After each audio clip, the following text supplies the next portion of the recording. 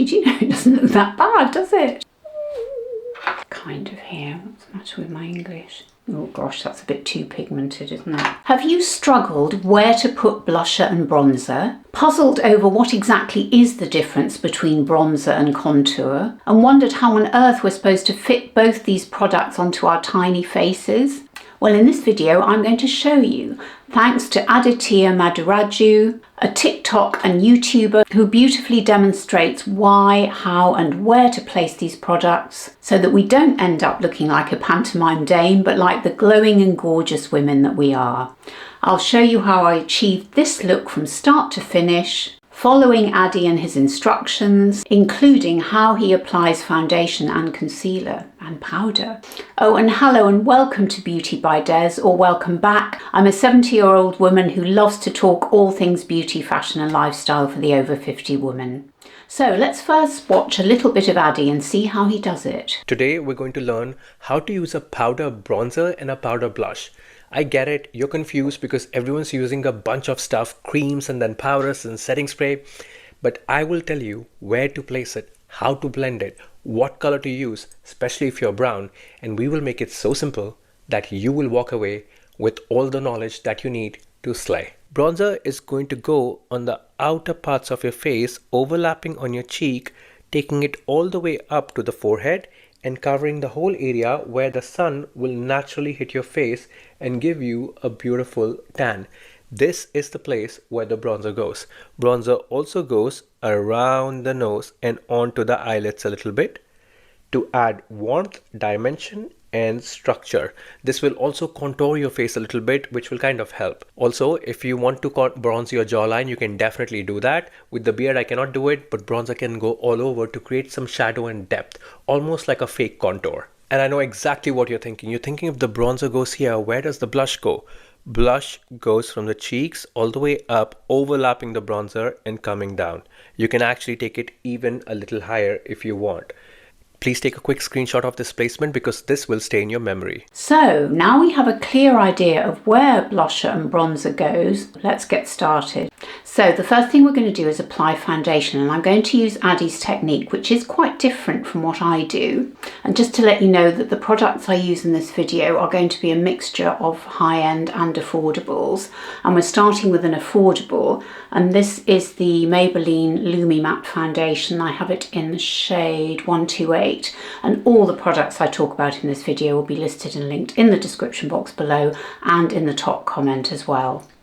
So let's give this a shake, and what Addy does is he puts it in the palm of his hand, so he puts a couple of pumps like that.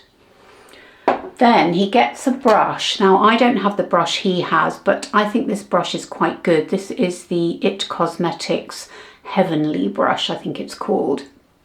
And we're going to swirl it around in the hand, so to get really good coverage of the brush before we start applying it on our complexion.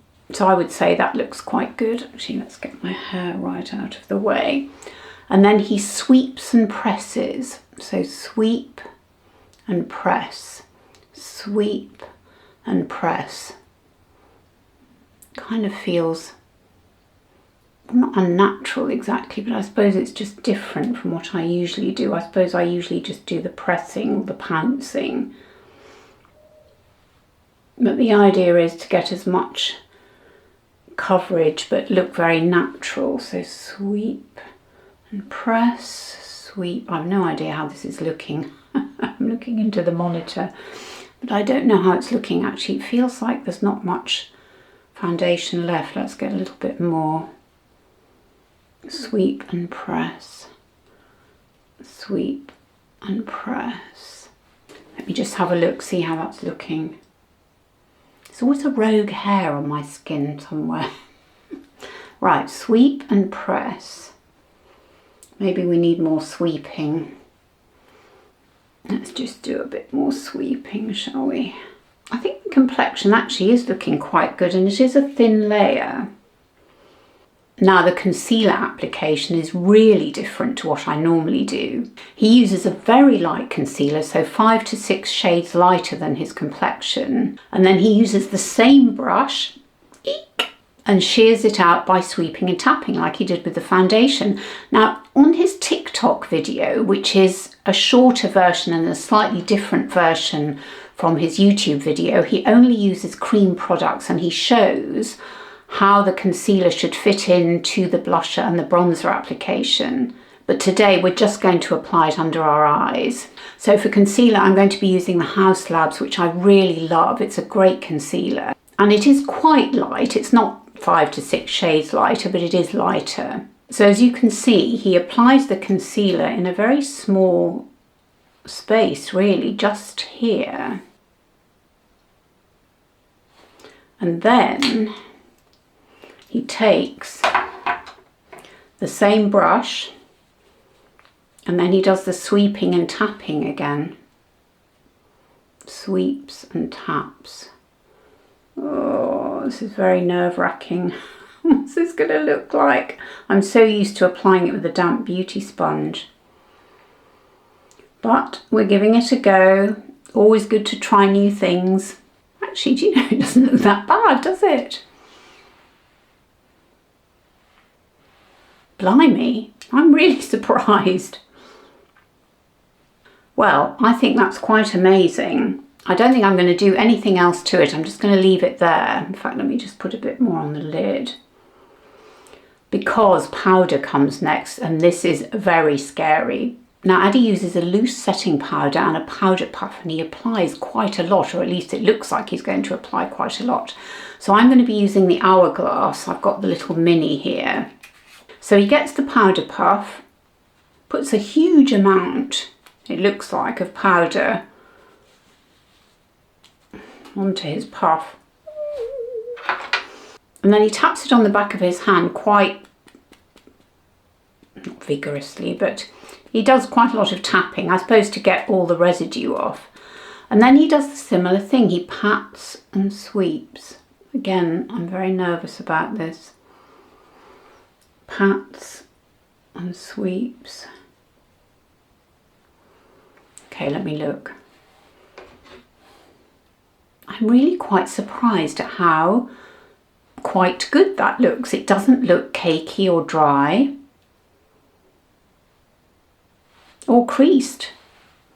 Blimey, who'd have thunk it? I certainly wouldn't. I'm quite impressed.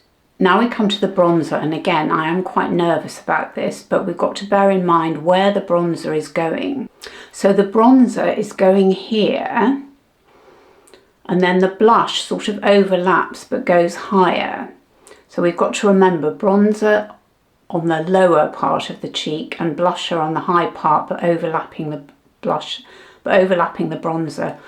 Complicated, isn't it? Hopefully not. Hopefully it's going to be fine. So let's get the brush. Now this is an e.l.f. brush, which is about the closest I could find to the brush that Addy uses. And I'm going to use the Hourglass. I've got this little mini. It's the Ambient Diffused Lighting Bronzer, and I've got it in quite a light shade because I was slightly nervous about trying a dark one. I don't actually have that many powder bronzers. So he gets the bronzer onto his brush, and again, quite a lot of it. Then he swirls it around in his hand to, I guess, get quite a lot of it off, and he's quite gentle about his application. So he's adding a very light, oh, I'm coming up too high. I need my mirror actually. We mustn't come up too high.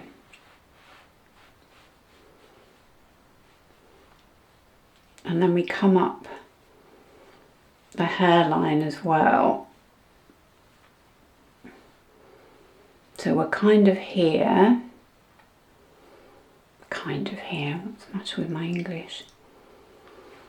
And let's do the same on the other side. So we're sweeping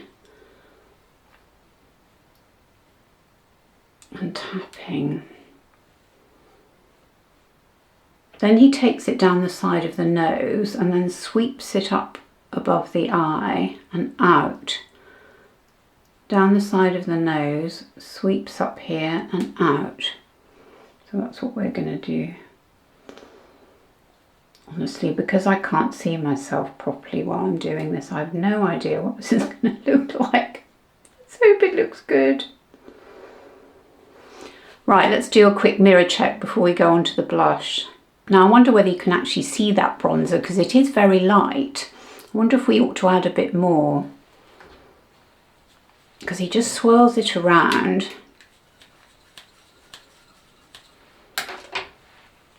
Then he swirls it again in his hand, and then maybe we were a little bit too light, I don't know, it's so hard to tell. Let's just do a bit more just to be on the safe side.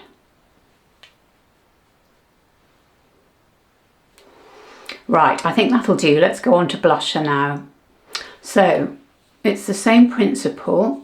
Load up the brush, and here I'm using the Hourglass Mood Exposure bronzer. It's not a bronzer.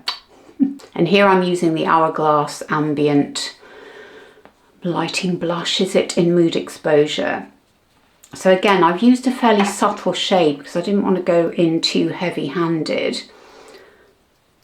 And then it's the same principle, but now we're going to go a bit higher, and then we're going to be overlapping with the bronzer. It's all a bit nerve-wracking. So again, we're being quite gentle. Okay, we're definitely getting some colour here, aren't we? So we've come a little bit higher, we're overlapping.